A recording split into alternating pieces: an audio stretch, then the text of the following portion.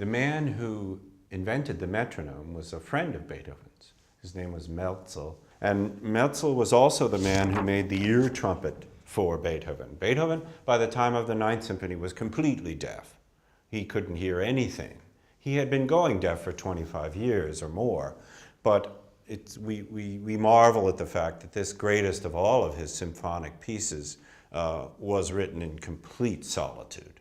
The scherzo ends with a very funny surprise element. It just, after you have another one of those accelerandos and you're ready to roll, he cuts it off so abruptly, ya-da-da, silence, and then he keeps that tempo after the silence. Ya-da-da-da-da-da-da-da. So it's a comic way he ends the scherzo.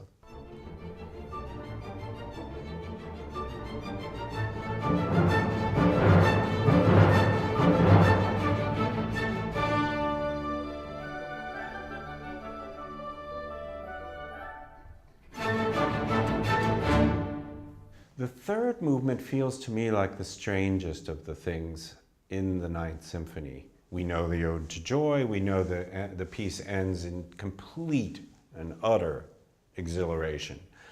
We know that the scherzo movement is this really wonderful dance-like piece.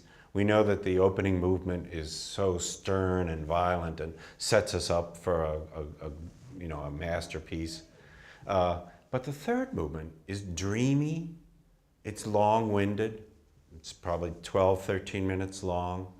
It just spins entirely horizontally. So much of the Ninth Symphony feels vertical, like a spike in the ground, a mark, a downbeat. But the third movement feels like it should be conducted like this, all sideways. And it's very dreamy overall, and there are little noodling figures in the violins. It is the most contrasting mood of any of the Beethoven symphonies. But what it really does, of course, is set up the finale. It puts you into this trance state again, and you just sit there and enjoy your B-flat major, your very soft feeling key, and then is going to come the impact of that opening 12-note chord of the 12-note section of the finale, which opens violently as well. So here we hear these little gentle gestures that begin the third movement.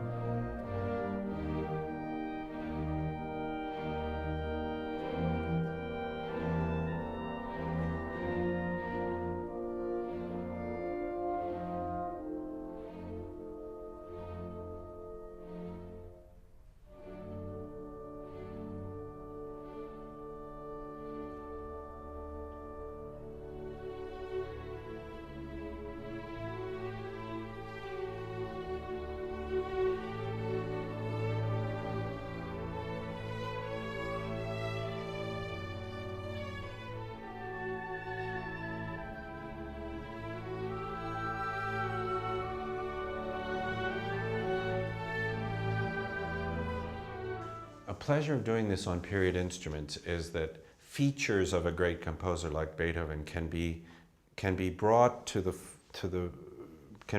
light for you, the audience, for us, the players, in ways that feel like we're connecting with that Austrian woodsy sound that the woodwinds had. And in Vienna, which was the musical capital of the world at the time, the woodwinds were the superior players. And Beethoven really knew how to write for woodwinds. So here's a hymn-like passage where the serenity of this surpasses anything in the Ninth Symphony, but it's maybe 30 seconds long. There are so many places in the symphony that you want to just box them, you want to keep them in your heart and your memory, and you say, oh, that's the part I like.